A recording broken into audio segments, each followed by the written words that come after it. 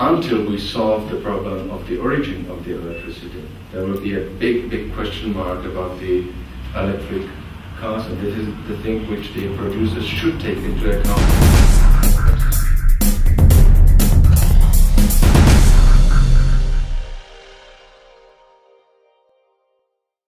Thank you, Chairman. Good morning, ladies and gentlemen. First of all, I would like to thank the organizers of Forum 2000 for organizing this conference after Paris Motor Show, because it enables me to speak about electric Octavia. I really had a problem in the last couple of months because, of course, I knew it would come, but I couldn't speak about it. And really, believe me, last half a year I attended like 15 environmental conferences, and I was attacked from the audience saying, why Skoda does not have an e-car, you do nothing, why is that, etc. I knew it would come, I knew when, but I couldn't speak about it. I couldn't even say a word or suggest something might come. It was really the strategic secret, well kept in secret by the whole management of Skoda. So this is the first conference where I can actually openly admit, yes, we go into e-mobility as a company and we have a product, which you could see in Paris, and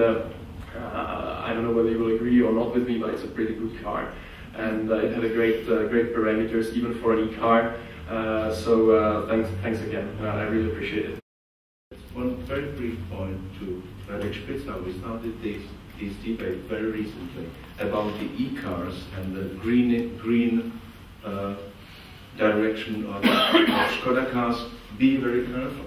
What type of color will you get if you take 60% of brown, 30% of yellow, 4% of blue, or let's say 6% of green? What color will you get? And I'm speaking about the primary sources of energy. By the time you connect Skoda cars in Czech Republic to the socket, 60% brown electricity out of dirty brown coal power plants.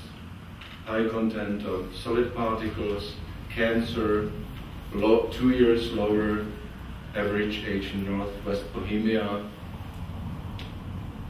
unhealthy people, and so on. You got 30% of yellow electricity out of nuclear power plants. So this is a big question mark about the e-cotricity, e-cars.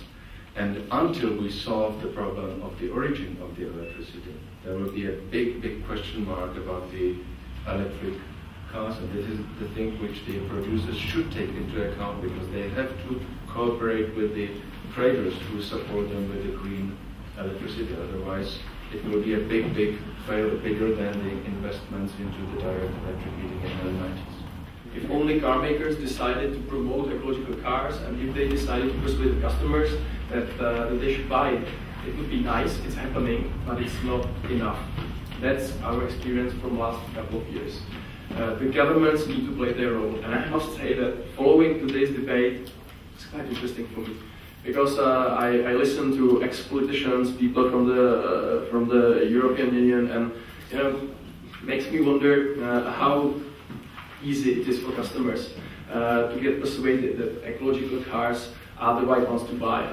E-mobility, Mr. Spitzer from Skoda, be careful with e-cars. They are not as ecological as you might think. What a message. Biofuels. We heard we had to go into it. We did. It cost us a lot of money. Maybe it's not such a good idea as we are hearing nowadays from Brussels. See, it's a big mess. And it's a big mess not just for producers, and we have a lot of money into it, but I must say it's a big mess especially for customers. So there's somebody not doing a good job in this respect, I fear. I think that the best way how to sell ecological cars is through cost effectiveness at the moment. I think that the society will gradually develop, people will buy ecological cars because it's right, but at the moment you really, at least in our case, when it comes to car makers, we have to make the point that if you buy an ecological car, your costs of driving that car, probably at the beginning in the long run, but the period will get shorter and shorter, will get better.